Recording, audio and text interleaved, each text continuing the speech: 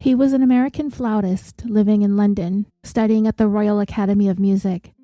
At only 20 years of age, he was intelligent, gifted, talented, a prodigy. On the evening of June 24, 2009, he performed at the Academy in London Soundscapes, featuring the music of composers such as Joseph Hayden, Frideric Handel, and Felix Mendelssohn. But his flute wasn't the only thing he brought with him the evening of his performance. He had with him a relatively large piece of luggage, a rolling suitcase that contained in it the accoutrements of a thief, gloves, a small flashlight, a pair of wire cutters, a glass cutting saw with a diamond blade. After the concert, he retrieved the suitcase from his locker and put his plan into motion, making his way towards the Natural History Museum in the town of Tring. This wasn't the first time he'd been there, but it would certainly be his last. After months of reconnaissance, investigating, casing, scouting, scrutinizing, studying, evaluating, analyzing, and planning, he was confident that he would be able to make his way around the walls, the barbed wire, the cameras, and the guards in order to get what he was there to pilfer. A collection of coveted relics of the past, many of which no longer exist anywhere in the world. Unique, rare, endangered, extinct, priceless, and irreplaceable. All for a hobby that grew into an obsession and a golden flute. In this latest series, I'll be taking you across the pond to England for one of the most baffling crimes ever carried out. This is California Dreaming, and you are listening to the tale of the Great Feather Heist.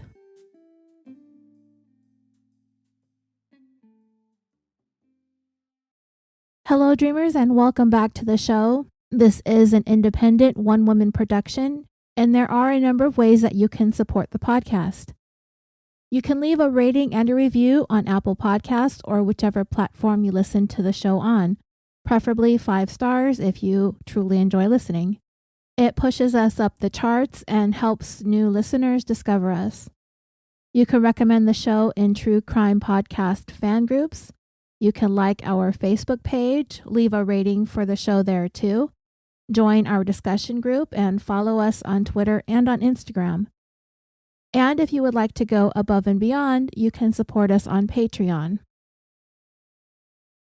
For as little as $1 a month, you will not only be helping us keep the lights on, you will also gain access to dozens of exclusive full-length episodes and multi-part series cases as well. For the month of October, we began a new series where we delve into a 2005 fire that happened at a warehouse in Vallejo, California, where $277 million worth of wine was destroyed. It's a very intriguing story, and you don't want to miss out. And if a subscription isn't your thing, you can make a one-time contribution through PayPal using our email californiapod@gmail.com. This week, I'd like to thank Melissa F., Melissa M., and Rebecca M. for joining Patreon or raising your membership to the next level. Most of this episode is based on the research and investigation into this crime conducted by Kirk Johnson, founder of the nonprofit called The List Project, which I mentioned and gave you information about in part 1.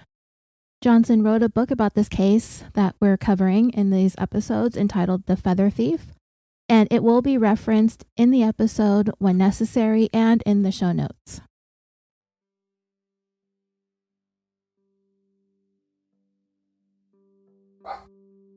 Stop it, Fred. Jeez, okay. So in part 4, we left off with Edwin having taken stock of the birds that he took from the museum. He had begun the process of harvesting the feathers, but soon it was going to be time for the academic year to end, and he was going to have to stow these birds away for the summer while he flew home to New York until the new year began again in September. Before he started plucking all the feathers out of these birds, he did contemplate returning them to the museum, but decided it was too risky, and he had gone through so much in the first place to get these birds So I don't think he thought about returning them all that seriously anyway. So he started harvesting and sorting and packaging the bird feathers. But like I said, it was put on hold for the summer.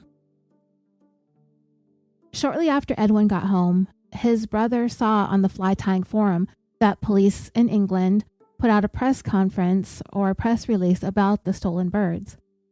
So Edwin now knew that there was indeed an investigation going on. Up until then, all was quiet. As it were, nobody figured out anything was missing from the museum until 34 days after the break-in. So Edwin had a pretty good start.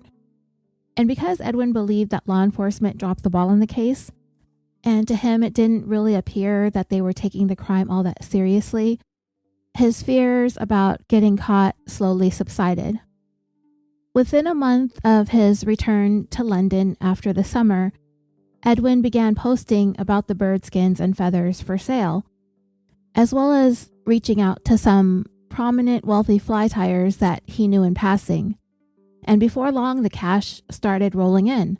And this carried on for about 9 months until an observant law enforcement officer from Northern Ireland, who happened to attend a Dutch fly festival in the Netherlands and noticed that a blue chatterer that one of the vendors had at the fair was in unusually pristine condition, with its eye holes stuffed with curiously ancient-looking cotton.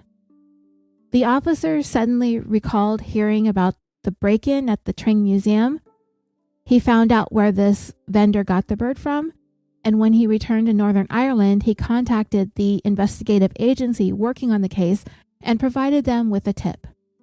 Much to their dismay, their new suspect, Edwin, was on summer vacation from the Royal Academy of Music, so they had to wait for Edwin to return to London.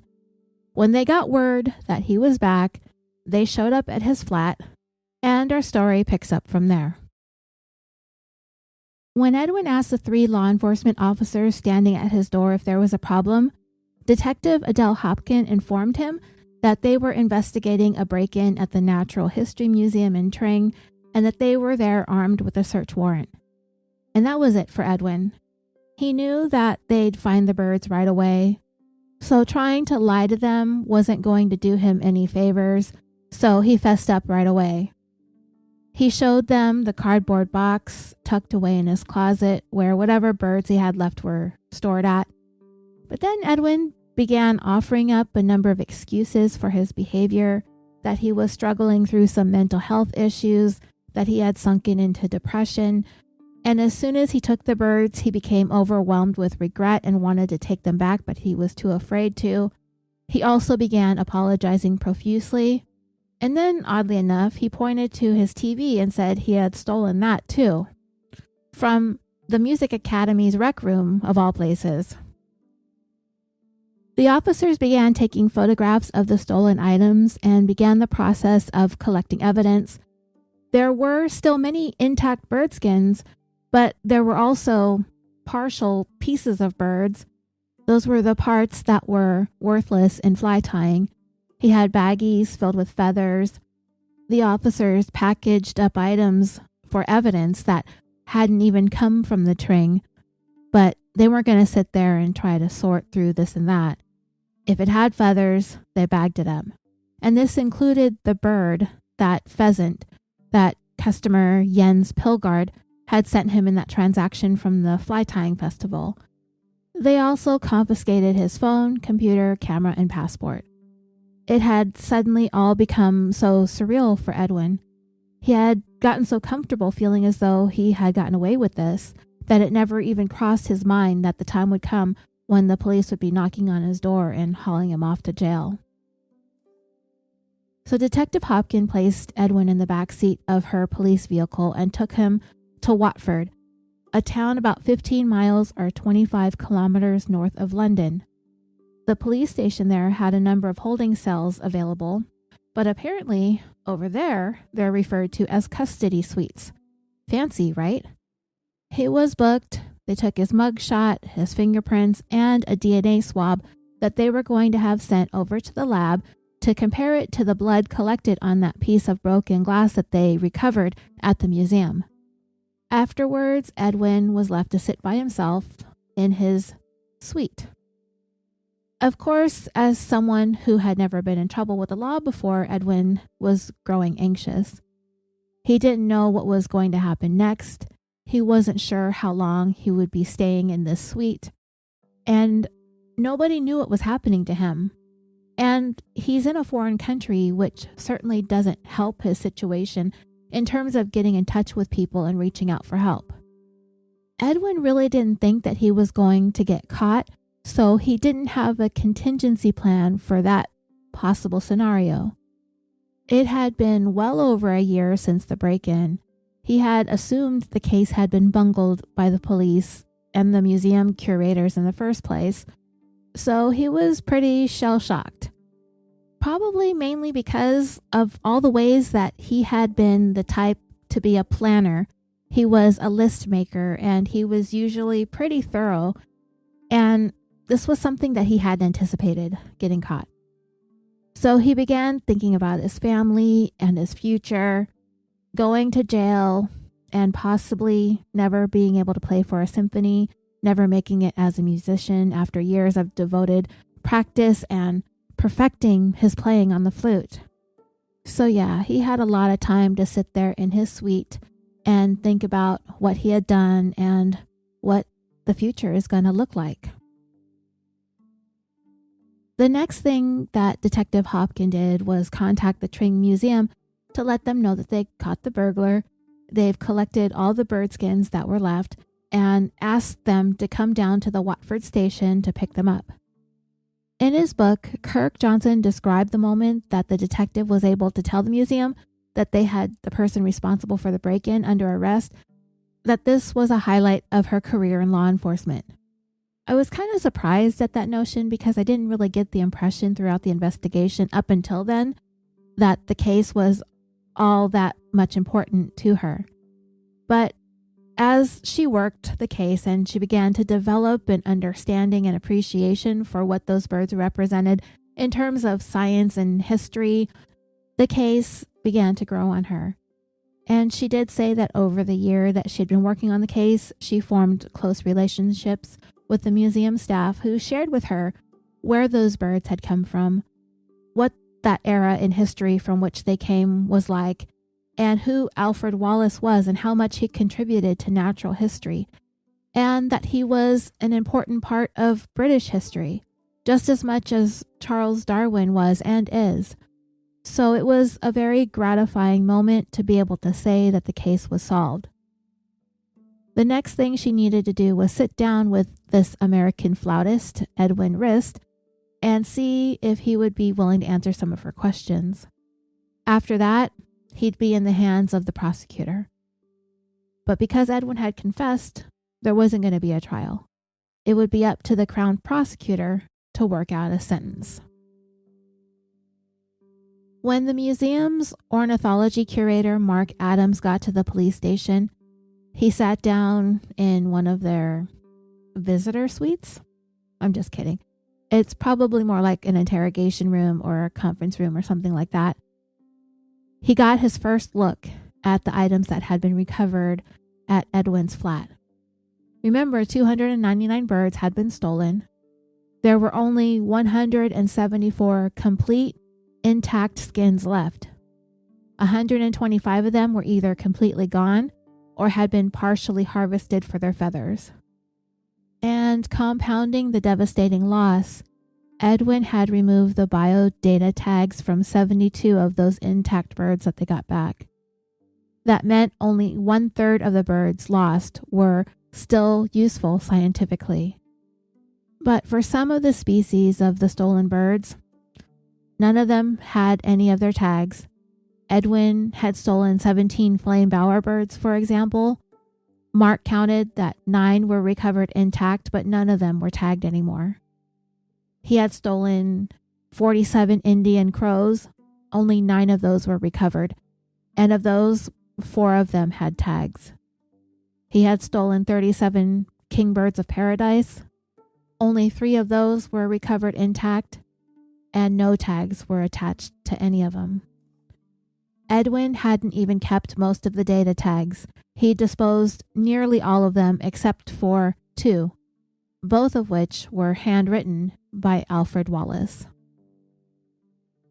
Other than those handful of birds that were collected from Edwin's apartment that still had their tags, everything else was basically useless to science and useless to the museum. Edwin had dismantled the other 125 birds, leaving them with a pile of bird parts, partial skins, chopped up pieces, and baggies of feathers.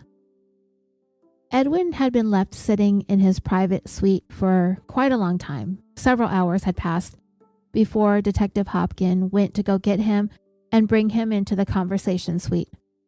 I assume Detective Hopkin advised Edwin of his rights. It's not exactly the same wording, but the principles are similar. It's called the right to silence. He's told that he doesn't have to say anything, but it may harm his defense if he doesn't mention when questioned something which you later rely on in court. I kind of felt like the fine line between the difference of the rights given in the UK versus the rights given here is that here in the United States, your silence can't be used against you. And it kind of sounds like in the right to silence in Great Britain, it can be used against you in some ways. I'm not completely clear on it. So he's told anything that he does say may be given in evidence. Anyone questioned at the police station has the right to free legal aid. So she did ask Edwin if he wanted the legal aid, but he had already thought about it and he decided that it might just serve him best if he waived his rights and cooperated. He already confessed, but he did kind of a messed up thing, which I don't think is necessary. They might have wanted to know this information, but he didn't have to be a stool pigeon about it.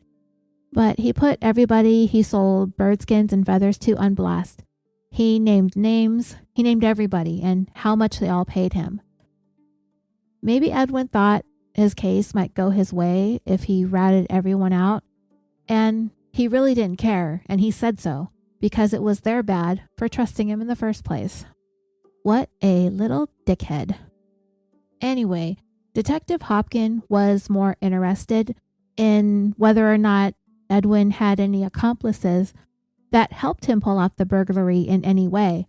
If anyone helped him with the planning, or if anyone had actually put him up to it. She seemed to not really believe him when he told her that he was the only one involved. The officers that assisted her with the arrest had gone through the history on his computer.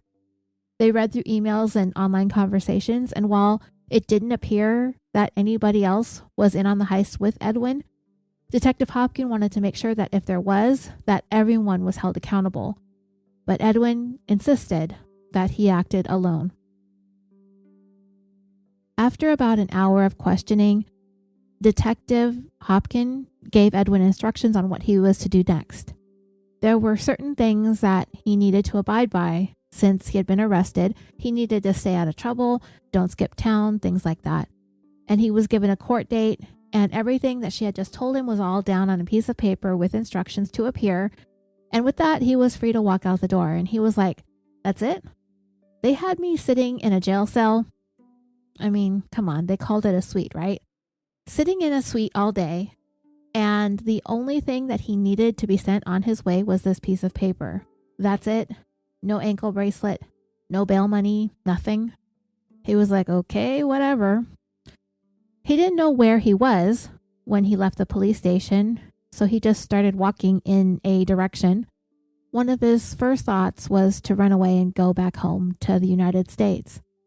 I guess maybe at the moment he forgot that they had confiscated his passport, so he wasn't going to be leaving the UK.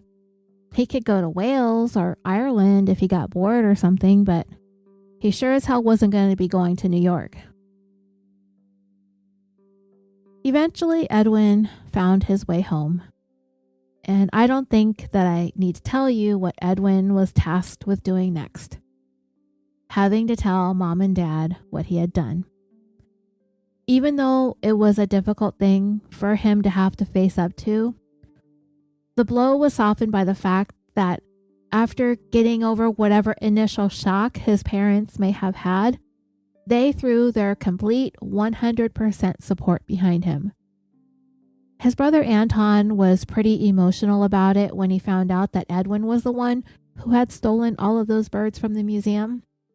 Anton had just been accepted into Juilliard. Things were headed in the right direction for both brothers. But when he heard what had happened, Edwin could hear his brother sobbing as he talked to his mom on the phone. And that was the worst. The pain that this was causing his family, who he already knew had plenty to struggle through without him bringing more things for them to have to stress over. But like I said, they quickly rallied to not only provide Edwin with their unconditional love and support, they also began working out anything that they could to try to make things right, to try to make the museum whole again as much as possible. They wanted to hire Edwin a good attorney. They would find the money somehow to do that, they promised him. Edwin's father told him that he wanted as much information from him as possible with regards to all of the people that Edwin had conducted business with, everyone that he sold birdskins to, so he could work on purchasing them back so they could be returned to the museum. But you know those didn't have the tags on them anymore, that's for sure. Otherwise, Edwin's buyers would have been aware of the origin of the skins. But Edwin's dad wanted to do whatever he could to help the case against his son. His mom booked a flight to London so she could go with him on his first court date. And I'm pretty sure that going to court was not on Mom's to-do list for the next time she planned on visiting Europe. Now, despite Edwin having been taken into custody for the museum break-in, the whole ordeal, at least for the time being, had no impact on anything else that was going on in his life when it came to his studies and his flute playing at the Royal Academy. Obviously, he missed the rehearsal the morning that he was arrested. But when the next rehearsals came up, he showed up and carried on like nothing had happened because nobody knew. And he showed up and he managed through it all despite being preoccupied with the trouble that he was in. As he played, he had all these thoughts going through his mind. He wondered if the years of playing the flute would all be for naught. He wondered if and when he was convicted of this crime, if that meant that he was going to be deported. If he was, then that would mean he wasn't going to graduate from the Royal Academy. His almost 4 years there also was all for nothing. He was in the home stretch. He was only 6 months away from finishing. He would have earned his degree and he would have went on to play in one of the most renowned orchestras in the world because he would basically have his pick to choose from. He was so painfully close to realizing this dream of his, and now it was slipping away because of what he had done. Then there was the crime itself that he had committed, or should we say crimes. There were so many laws that he had broken that go beyond simply breaking into the museum and stealing 299 birds. If we didn't know any better on the surface, it might seem like somewhat of a petty crime. And I think I said it early on when we started this series, of the crimes and the criminals that we have covered in these 200 cases of California Dreaming, many of them have been quite brutal.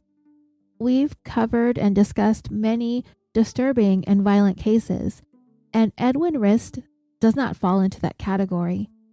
But when you break it down, his crime isn't all that petty. The birdskins that he stole were easily worth at least $1 million in the illegal bird trade.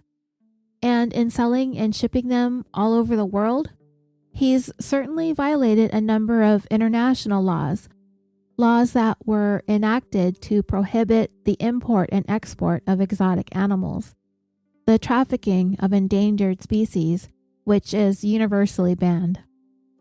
Multiple counts of each crime he has committed over the course of nearly a year. When you add it all up, the punishment would surely be stiff. The only way Edwin thought that he might see his way out the other end of this, with a possibility of it not ruining the rest of his life, is if he had a really, really good lawyer. Edwin's court appearance was scheduled for 2 weeks after his initial arrest on November 26, 2010. And that was a Friday. And in that particular year, it was the day after Thanksgiving. So if this had been in America, Edwin definitely would not have been scheduled for court on that date. And I'm sure his family was really thrilled to be spending Thanksgiving not having turkey dinner. He was at Hempstead Magistrates Courthouse. So in the Feather Thief book, the author said that Edwin walked into a large glass box for defendants in the middle of the courtroom. I had no idea what that looked like, but if you Google it, there is a small room off to the side with large glass windows and a door. It kind of looks like a penalty box in hockey, maybe a little bit larger. It's different. And his mom and a couple of his friends were in the gallery. They sat quietly and listened to the proceedings as Edwin entered his guilty plea, guilty of burglary and money laundering. Now, apparently, this particular level of the justice system in England, well, in the UK as a whole, I believe, when cases are dealt with in the magistrate's courtroom, defendants are usually there for petty, minor issues like traffic citations or being drunk in public, things of that nature. So the prosecutors weren't really feeling like this was the appropriate court to be dealing with Edwin because they felt his crimes rose to a much more serious level than what is typically heard by the magistrate judge. They had a mountain of evidence against him. Edwin had confessed. He was entering a guilty plea. And the crime they felt was severe and needed to be dealt with by a judge who had the ability to hand down a harsher sentence than the magistrate judge would have been able to. When Edwin's lawyer spoke on his behalf, Kirk Johnson's book described how he characterized his client, so I'm going to share that excerpt with you directly. It says, Edwin's lawyer, Andy Harmon, characterized his client's actions as a youthful flight of fancy, a mistake made in the spur of the moment, and Edwin himself as an earnest naif, and I didn't know what a naif was, but synonyms include amateur, beginner, novice, simpleton. He was propelled by an obsession with fly tying and a fascination with James Bond. He had begun to have extremely childish fantasies about breaking into the museum. He said his client had taken only a couple of weeks to plan the theft and that his getaway vehicle was the train and he hadn't used exotic tools to break in. He didn't even take a torch, which is a flashlight in American English, and described Edwin going around the museum trying to get light off of his phone, but this isn't exactly accurate. Edwin had a tiny flashlight that didn't work well. Anyway, Edwin's attorney insisted that this was a very amateur burglary. And the judge was like, no. He was going to go ahead and grant the prosecutor's motion to have the case elevated to the Crown Court, which sounds pretty serious to me. Here in the United States, that would be similar to the Superior Court, and this was very much to Edwin and his attorney's dismay. They were hoping that this would be quietly handled here with the magistrate, but no. The judge felt that the crime was serious enough to be taken up to the next level in the justice system. And along with that, the media was all over the story by then. They had kind of done a cursory once-over in the news back when law enforcement made that press release about this whole thing. But now all the media outlets, the BBC and things like that, they were coming with these sensational headlines with attention-grabbing phrases like "bird skins worth millions," "American flute player admits to theft." And the Daily Mail had a headline, "Student with a James Bond fantasy. Prodigy led astray. The passion for plumage." By the way, dreamers, and an interesting aside that I did not know, British novelist Ian Fleming, who wrote the James Bond 007 novel series, actually took the name for his titular character from an American ornithologist, James Bond. The real-life James Bond was more specifically an expert on birds of the Caribbean and wrote the definitive book on the topic entitled Birds of the West Indies, first published in 1936. He was also the curator of the Academy of Natural Sciences of Philadelphia, and Fleming did in fact appropriate his name for his British spy, 007.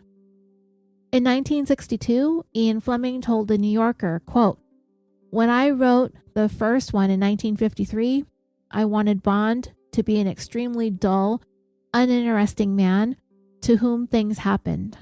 I wanted him to be a blunt instrument. When I was casting around for a name for my protagonist, I thought, by God, James Bond is the dullest name I've ever heard." Ian Fleming himself was an avid bird watcher, and he owned a copy of Bond's book on the birds of the West Indies. And later on, when speaking to the real James Bond, he said, "It struck me that this brief, unromantic, Anglo-Saxon, and yet very masculine name was just what I needed.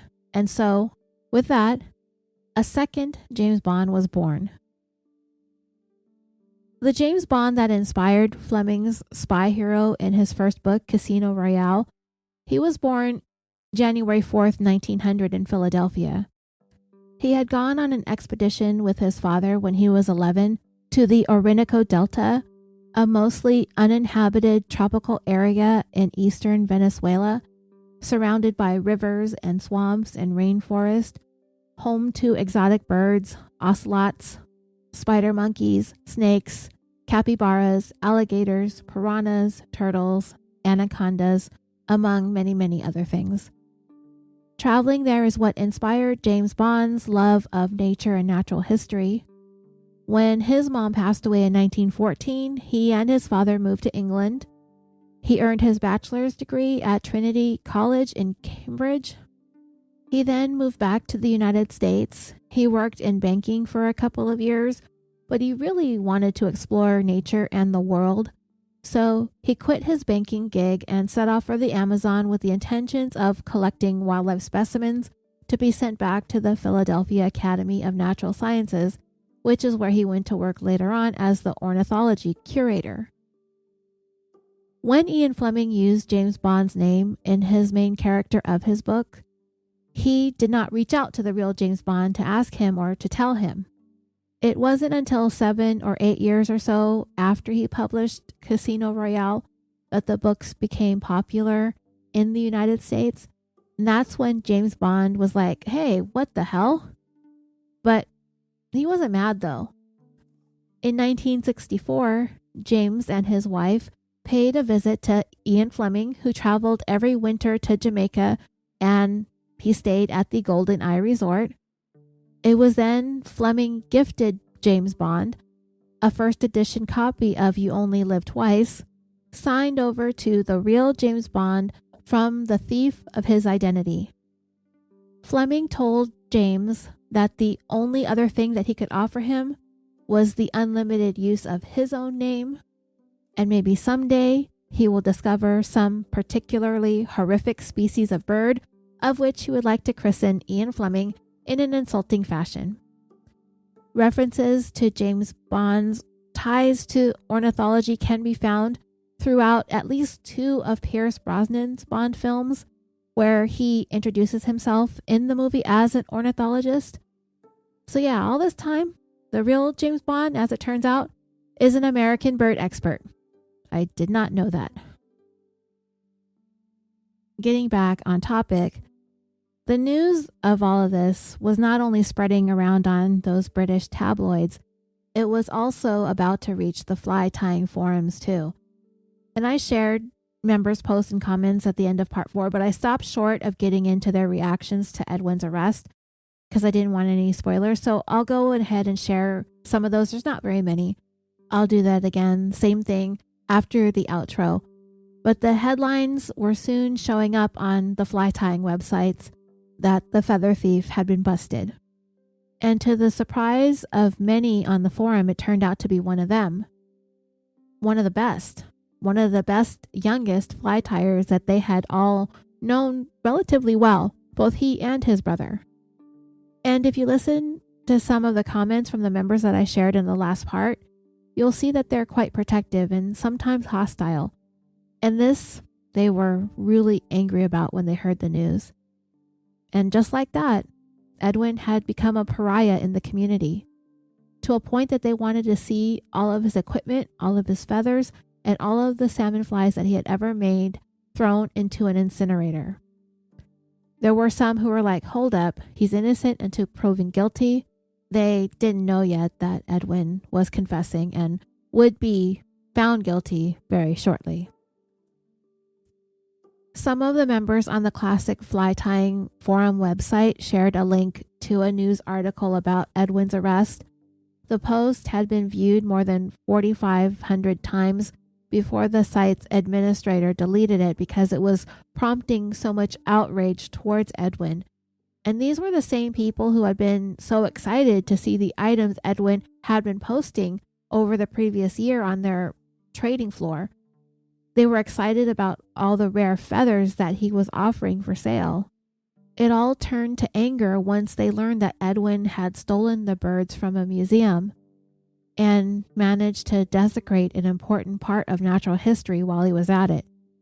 The website's admin finally posted this announcement a couple of days after Edwin appeared in court. For reasons I won't disclose, all posts concerning this topic of stolen birds have been deleted. I would appreciate a compliance by all members at this time to refrain from making any other posts on this subject. Thanks, the admin team. Word of Edwin's arrest and court appearance was getting to those who had gotten to know him in person too, not just on the forum. Remember the man who Edwin stayed with at his flat when he traveled to Bristol to attend the fly tying event up there, Terry? He posted in one of the forums expressing his sadness and disappointment that someone as talented as Edwin when it came to fly tying, as well as being a musician, it was so sad that Edwin had wrecked his life like this. John McLean, the guy in Michigan who was the first person Edwin began purchasing feathers from, if you recall, he had done all that yard work and odd jobs for his neighbors so that he could afford some authentic feathers. That guy. He wasn't so much as sad, more than being concerned about his own reputation as a feather dealer. Kirk Johnson shared a post that McLean had made on his website where he wrote, "You may not know who the Rist brothers were, but you will very soon. There is no way to condone Edwin's apparent actions and no real way for me to really understand them. The salmon fly tyers in general do not deserve a black eye over this now. They as a group had nothing to do with it. There may be an individual or two that knowingly helped after the fact, and I sincerely hope that they will be handled by the proper authorities. 99.99% of the fly tyers that covet these feathers are as shocked by this as I am." And just like the admins on the Classic Fly Tying Forum, John McLean really wanted to make sure that he got ahead of this in case people started making the connection between him and Edwin. He hadn't done anything wrong or illegal, so he took steps to distance himself from it, like many people did, in order to not have their integrity and reputations damaged by Edwin's actions. Admins also deleted Edwin's posts on their website just to ensure that Google searches for him did not lead to them. Edwin was still a member of the fly tying group online, and when he logged in, he read all of the mean comments that people were leaving about him. There were people who had been interacting with him for almost 10 years, people that he considered friends, people who he looked up to and who had helped him when he was getting started. People that he had sold feathers and skins to were now telling him to go to hell. Edwin's next hearing for sentencing was scheduled for January 14th, 2011. Remember, they had to change courts, so this one was the St. Albans Crown Court, located approximately 25 miles or 40 kilometers north of London. Edwin's defense attorney had submitted some documents to the court involving a mental health evaluation. The judge asked if they were seeking to examine Edwin's mental health and if this was to be potentially taken into consideration as a part of his defense. Edwin's attorney stated that they wanted the court to consider no jail time when deciding on Edwin's sentencing. But the judge was like, I didn't ask what kind of sentence you wanted for your client. I asked if you wanted this matter to be settled based on your client's mental health. Edwin's attorney said that he did. But in order for the judge to consider mental health as a mitigating factor in Edwin's case, he was going to have him examined by a mental health professional. Edwin's attorney said that he had someone that he intended to have evaluate him. So the judge said, okay, and he gave him a little bit less than a month to get that taken care of and ordered Edwin back in court on February 11th, 2011. But the Crown judge made it clear, just because I'm going to let you get your head checked out by this doctor doesn't mean that it's going to have anything to do with my final decision. Capiche? And Edwin's attorney was like, yes, Your Honor. And they do call the Crown Court judges in the UK Your Honor, except they spell honor with an additional letter U in the middle of it, unless they're sitting as High Crown Court judge, or a red judge is what it's called, and they are specifically designated a senior judge, and in those cases you have to address them as my lord or my lady. And by the way, when I said capiche, that isn't what the judge said. I was kind of paraphrasing. So anyhow, the defendant gets to pick his own expert to evaluate him. The court, the prosecutor, they don't insist on having their own expert examine Edwin like they would do here in the United States. Because, you can pay anyone to say anything you want them to say to work in your favor.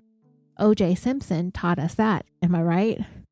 I was just kind of surprised. The judge was like, okay, go hire your own expert and we'll take his word for it. That would so never happen here in the United States. Most of the time, criminal defendants aren't as privileged as O.J. Simpson was in his case and can't afford the expert. And if there is an evaluation to be made, it's the prosecution that usually hires the expert, and that's not always going to work out very well for the defendant. Edwin went for his appointment with a psychologist that his attorney hired to be evaluated in order to determine whether or not he had any sort of mental health concerns that could be documented and submitted to the judge for consideration come time for sentencing. He was given a questionnaire where he was asked to rank a list of statements from 1 to 4, 1 being definitely agree, 2 being mildly agree, 3 being mildly disagree, and 4 being definitely disagree. Some of the statements that he had to rank included things like, I prefer doing things in the same manner over and over. I live for today, not for the future. It's easy for me to make up stories. I dislike risk taking. When I'm on the phone, I can't tell when it's my turn to talk. Edwin wasn't really sure how to answer some of the questions. One, for example, said, I would never break any laws no matter what.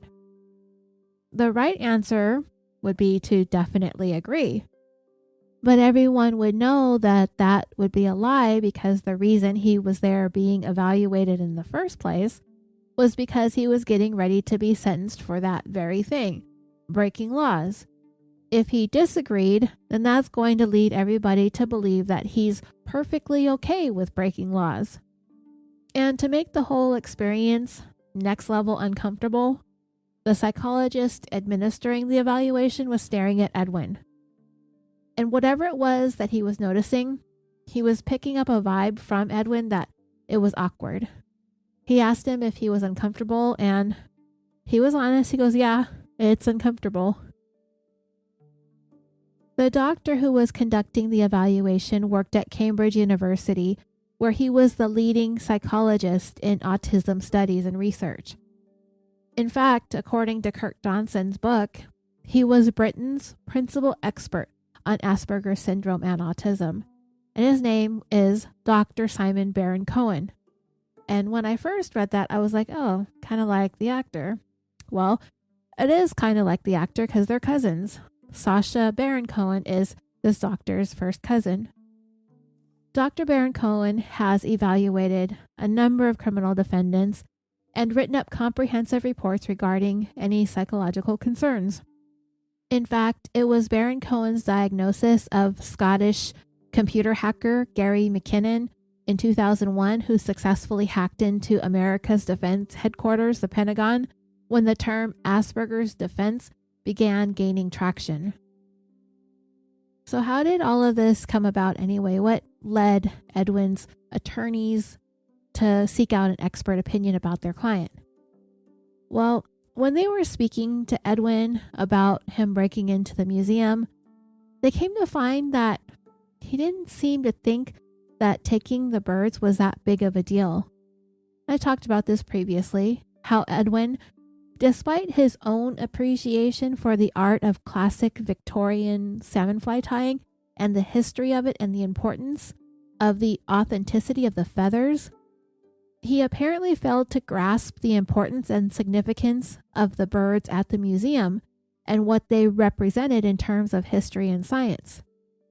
Edwin also didn't think there was any chance he was going to get caught, which may seem kind of naive to most of us today, knowing what we know about how traceable everything is and everybody is these days, especially when we leave our digital footprints everywhere we go.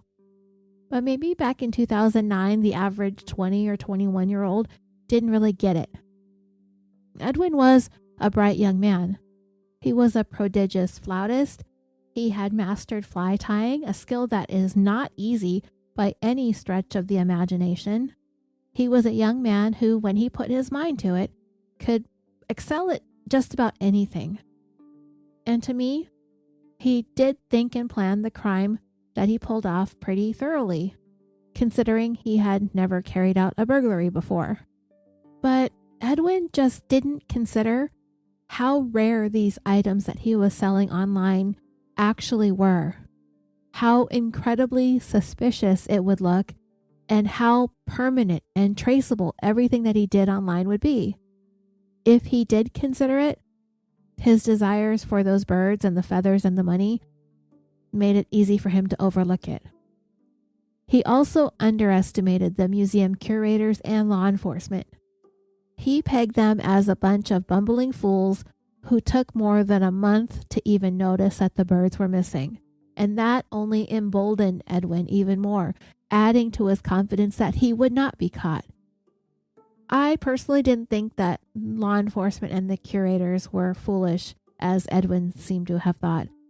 I just didn't think that the break-in was a priority over more serious crimes for law enforcement. And as for the curators at the museum, they have tens of thousands of birds in those drawers. They don't go around checking every single drawer just to make sure everything is in its place. It took time for them to realize that something was amiss. I do think that they missed an important opportunity to close this case out earlier by never taking a look online and seeing if anybody was trying to sell these birds. So because Edwin didn't think that taking the birds was that big of a deal and that he wasn't going to be caught, his attorney started thinking that these were signs that Edwin might be on the autism spectrum. Now, dreamers, I started looking around as to where this thought may have come from, and honestly, it feels like a bottomless rabbit hole to go down. I'm not a psychologist. I'm not an expert. I've not raised a child diagnosed with autism, and my personal experiences are limited to working with preschool-age children who had been diagnosed. They were under the age of 5, which presents obviously much differently than older children, teenagers, and adults. So if you have any insight on it, feel free to share it with me on social media. But here on the show, I'm going to go ahead and steer clear of this discussion because I just don't know enough about it. Some of the earmarks of autism that Kirk Johnson pointed to that may or may not apply to Edwin include the struggle to make friends, the difficulty reading social cues, challenges in social situations, inability to conform to social norms, and that these things may lead a person to become vulnerable, to possibly get themselves in legal trouble because of being naive or having an inability to make sound decisions. Anyway, because of his observations, Edwin's attorney got the idea that he might be autistic and wanted him to be evaluated. Once Edwin had finished answering the questionnaire, Dr. Baron Cohen sat down and talked with him to get to know more about him. Edwin told him about learning how to tie salmon flies. He told him what his upbringing was like back in New York. He discussed plans that he had for the future once he was finished at the Royal Academy. And they also got into some of the vicious things that people were posting online about Edwin and his crimes. When it was finished, Dr. Baron Cohen gave his opinion about Edwin in a report, and he had nothing but glowing things to say about Edwin. So I'll go ahead and share some of the excerpts from the doctor's report that Kirk Johnson included in his book. In part, the report read, Edwin had taken fly tying to the highest level of an art form and is deeply immersed in the subject both as an artist and from a historical perspective. He explained to me how each feather is different and how his deep interest in understanding the nature of each feather. He had not been motivated by money. Okay, so Edwin had told the doctor about the days back in the 19th century during the Victorian age when longshoremen were still bringing into London shipments of tens of thousands of rare and exotic birdskins from the far corners of the earth. Of that, the doctor wrote, he stressed that he had taken the birds with the hopes of bringing about a second golden age of fly tying, and that it was his dream to one day write a book about fly tying using pictures of the birds taken from the museum. Edwin was not driven by greed, but an obsessional interest in fly tying that caused him to be so over-focused on this art form and all of its intricate details that he developed a classic form of tunnel vision in only being able to think about the materials and the products he wished to make and not about the social consequences for himself or for others. When viewed in this light, breaking into the museum had seemed entirely logical. He had felt the only bad thing that he had done was break the window. It had not dawned on him that he had done anything bad in taking the stuffed birds, and he certainly never wished to upset specialists in the fly tying community, in which he was one of the most highly respected artists internationally. Edwin now understands that he upset them by breaking their trust, but at the time, this had not even been on his radar. So dreamers, therein lies what is at the heart of Dr. Baron Cohen's final opinion. Because Edwin was unable to see how his actions might affect the community in which he had been so well known and well liked and well respected, that he was unable to see that they might become very upset with him and publicly condemn him for it and for causing harm to the fly tying community as a whole. Edwin's actions are congruent with someone who has Asperger's syndrome. Now, whether or not Edwin has Asperger's, Britain's leading expert believes that he does.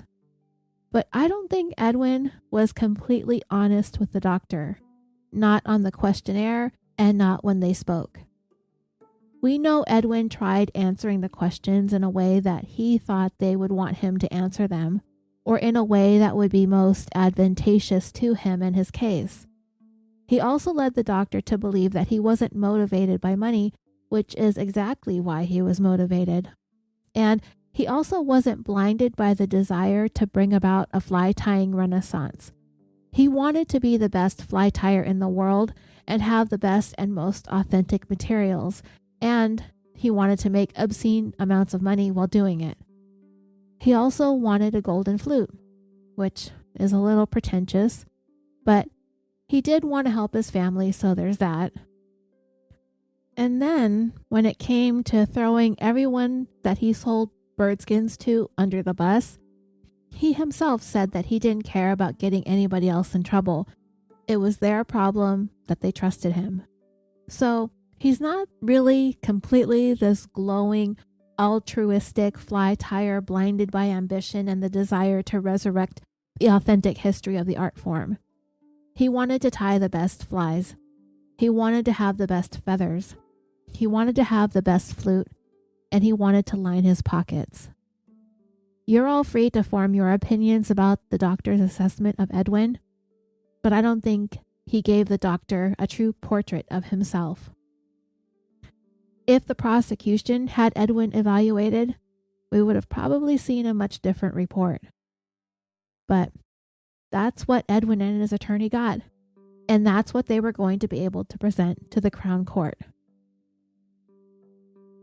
When it came time for Edwin's next court date, the attorney submitted the doctor's opinion to the court and highlighted the fact that traits exhibited by individuals diagnosed with Asperger's syndrome do apply to his client.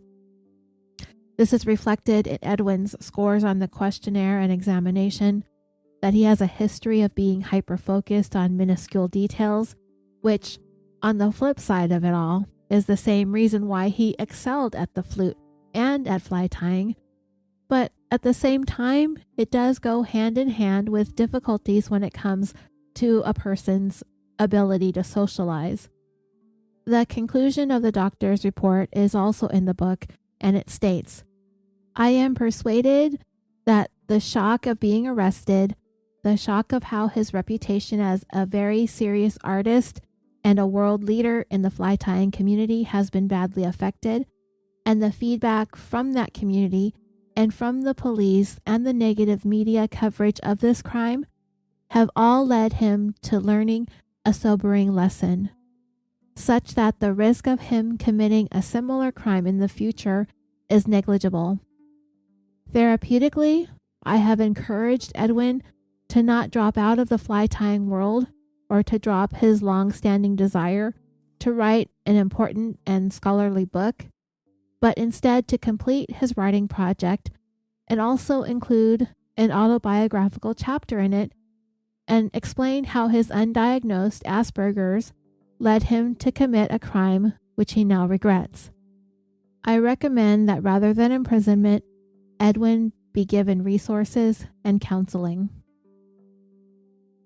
If you recall, at Edwin's previous court date, the judge had warned him and his attorney that a mental health evaluation did not mean that he was going to take it into consideration when it came time to sentencing Edwin. But now the judge had this Asperger's diagnosis from such a prominent Cambridge doctor. Edwin's attorney was pretty confident that they had the judge right where they wanted him. Edwin's next court date was scheduled for Friday, April 8th, 2011. That was also the last day of the last semester of Edwin's time at the Royal Academy of Music. So whatever it was the Crown Court judge was going to do, either Edwin would be graduating with his degree and off to play the flute in some symphony, either there in Europe or back here in the United States, or he'd be going to prison. Should he be given the maximum sentence under British law, he would be spending the better part of the next decade as an inmate. I probably don't have to tell you that the prosecutor on the case wasn't moved by the Asperger's diagnosis given by their country's foremost authority on the neurodevelopmental disorder, Dr. Baron Cohen. To the prosecutor, it didn't matter. Edwin was way smart enough to know better. He was cognizant of the potential repercussions of his actions and deserved the sentence that their laws call for. He didn't think that the judge should be taking the doctor's opinion into consideration because it was irrelevant. And dreamers, I was actually kind of surprised that the prosecutor was interested in seeing Edwin locked up in prison for as many as 10 years for this crime, because I've been under the impression, I've not formed the opinion yet, but I've been under the impression that Great Britain is generally thought of as being too lenient on crime and sentencing. The opinions about this are all over the place. Some people think that the judges are overly lenient because the idea is for a criminal to be rehabilitated versus harshly punished. And there are sometimes cases where details on sentencing and mitigating factors aren't even reported in the media. Some believe it's a financial issue, that putting people in prison for long periods of time costs more money than Great Britain is wanting to spend. And some think that there is systemic bias in that some violent crimes committed against women are given more lenient sentences when the crime deserved a much more harsh punishment. Perhaps none of this is applicable to Edwin's case at all because he's American. There might be this feeling that Edwin is kind of pretentious and spoiled. He was welcomed into the country, into the Royal Academy of Music, yet he turned around and wreaked havoc on the integrity of their natural history and did irreparable damage to it all. But then a criminal who does irreparable damage when he or she is convicted of, say, manslaughter, the average sentence in Great Britain for that is about 2 to 10 years. I guess what it all boils down to is perhaps Edwin's state of mind. While the defense attorney insists that this was all out of a love for the art of fly tying, the prosecutor was like, yeah, no, he was driven by greed and the desire to make tens of thousands of dollars by illegally selling stolen birds. His defense attorney framed this crime as an act steeped in impulsivity, while the prosecutor again was like, yeah, no, this was well planned. He assembled a burglary kit and he made this to-do list. Nothing impulsive about that whatsoever, especially when you go down the list of Edwin's actions leading up to the crime. The prosecutor reminded everybody that Edwin had visited the museum a full 7 months prior to the break-in on November 5th, 2008. He had lied to the curators as to the nature and reason for his visit, pretending to be an assistant researcher by taking professional, high-resolution pictures of the birds. And not only did he take pictures of the birds, but also of the museum itself, the hallways inside the bird vault, the location of the birds that he wanted, the drawers which were labeled with the Latin names of the birds, the exterior of the museum, the perimeter of the building, the barbed wire walls, a hidden footpath that led to the backside of the museum. And he did all of this in order to be able to plan his way there to the museum, the manner in which he was going to break in, and the way that he was going to get back out. He took note of the trains that he would take to get there, the path that he would walk, the wall that he would climb, the barbed wire that he would snip, and the window that he would cut through. He had a document on his hard drive called Plan for Museum Invasion. And then when Edwin was questioned by Detective Hopkin following his arrest, he admitted to using the money that he earned by buying a fancy flute.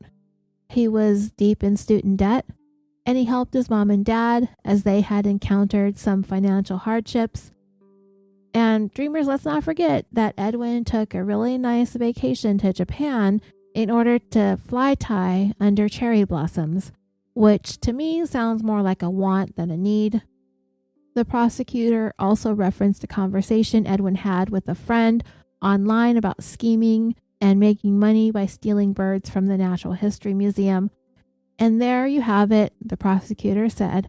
All the evidence that you need to assign an appropriate sentence is right there.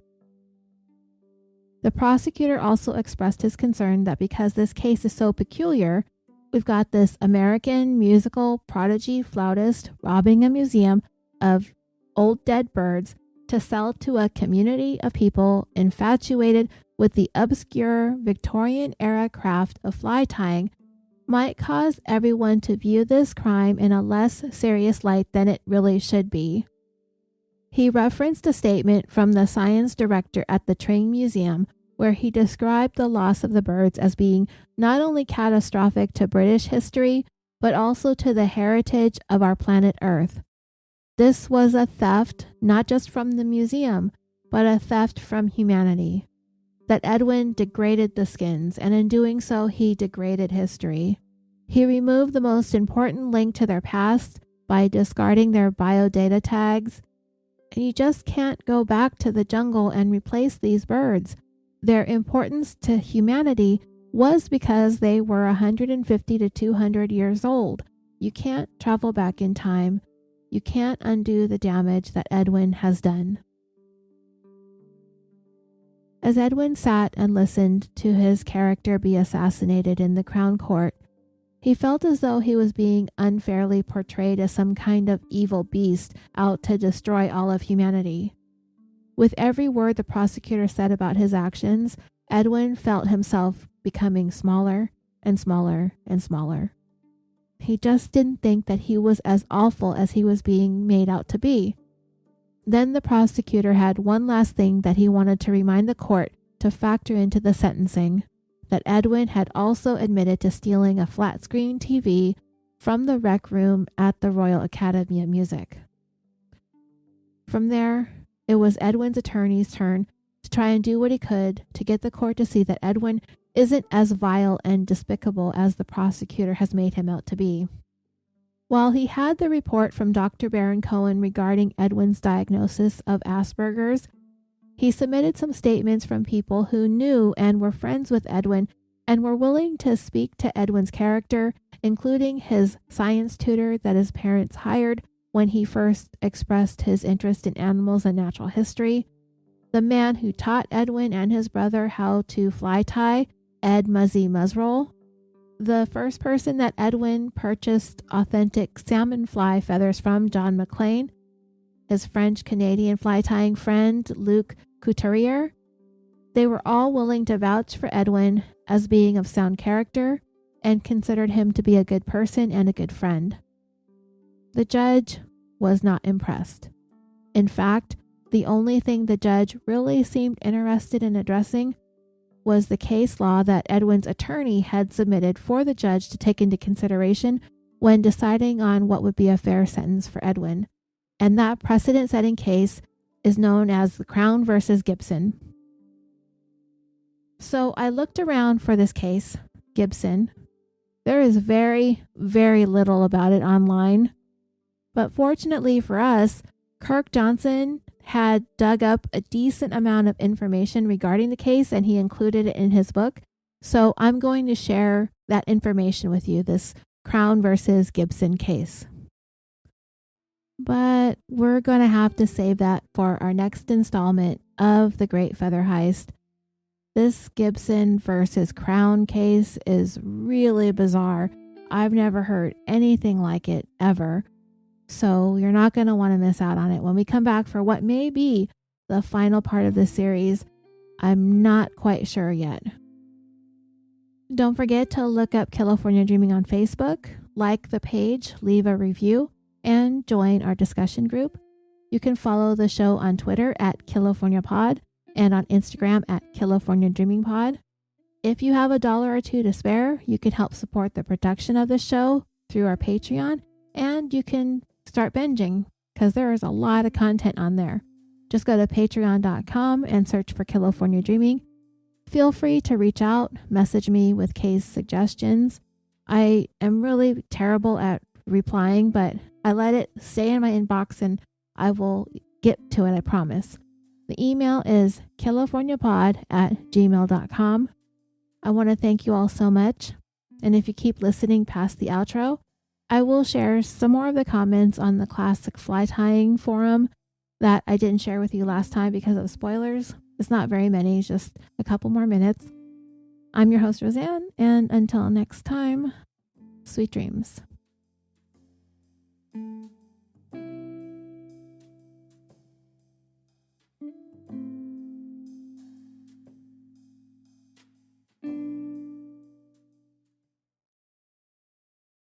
Okay, thanks for hanging back to listen to a few more of the comments from the members of the fly tying forum community.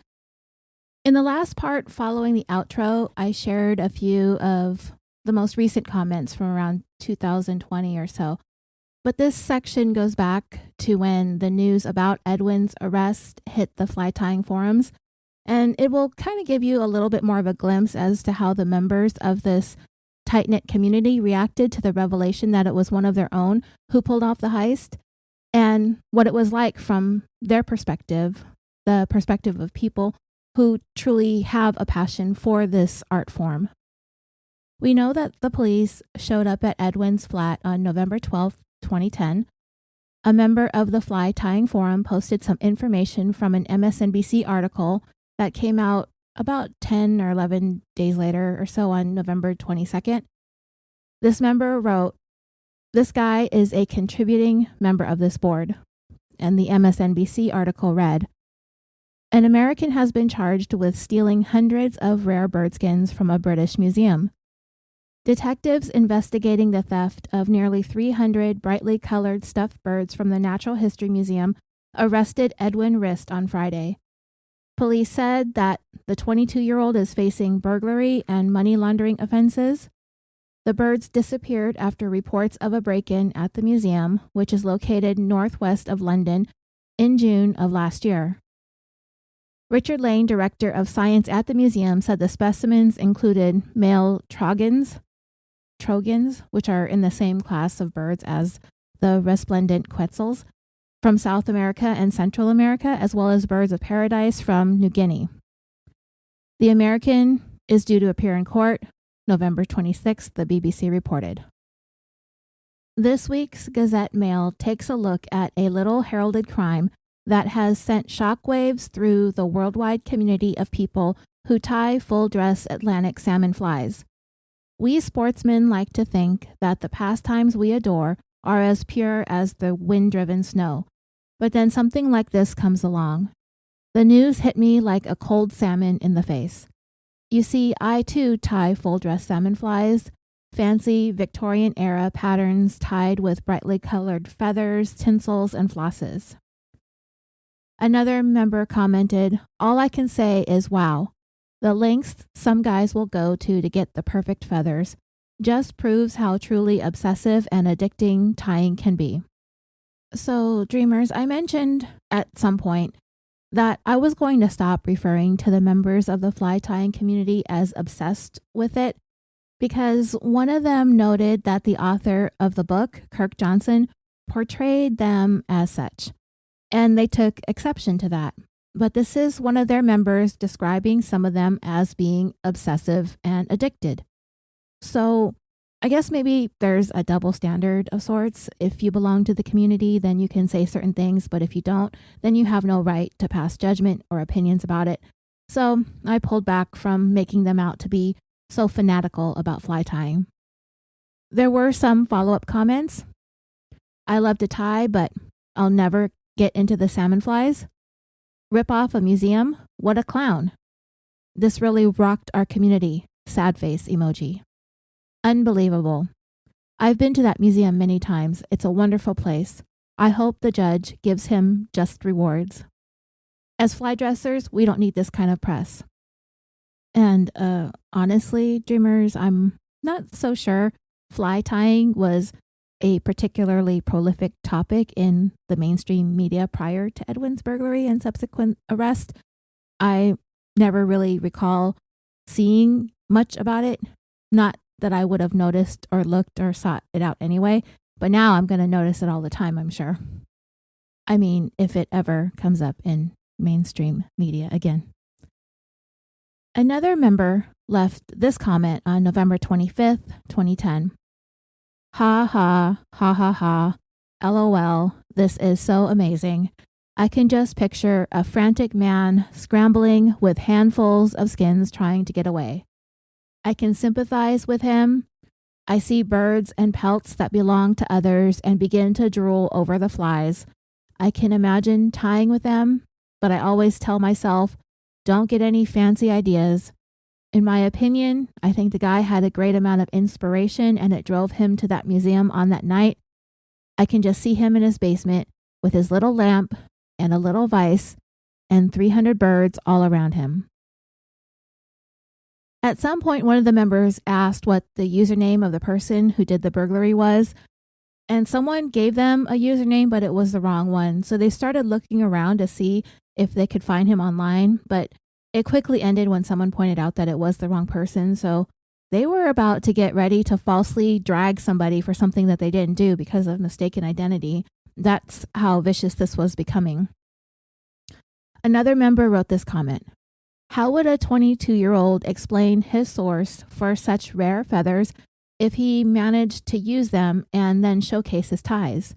I had a hell of a time getting feathers sent from India from a farm that raised commercial breeds for everyday ties. What the hell was this kid thinking? To be young and bold again, I suppose. And after that, dreamers, members of this community thread were calling for the moderators to kill it, mainly because they were all turning on Edwin. They were calling him names, nothing really vulgar, just clown, fruitcake. They wanted to see him harshly punished. And that's about it from the time that Edwin was arrested, because they weren't really allowing too much to stay, or people were backing off. There were more threads about the book, and then it jumps back to a time when Edwin and Anton posted pretty frequently and were interacting with the members of the community. It was then, back when Edwin was still a young teenager, and people were talking about him being one of the best fly tyers they'd ever seen and how impressive it was due to his young age. So thanks again for listening. That's all the comments that I have to share, and I will see you in part 6.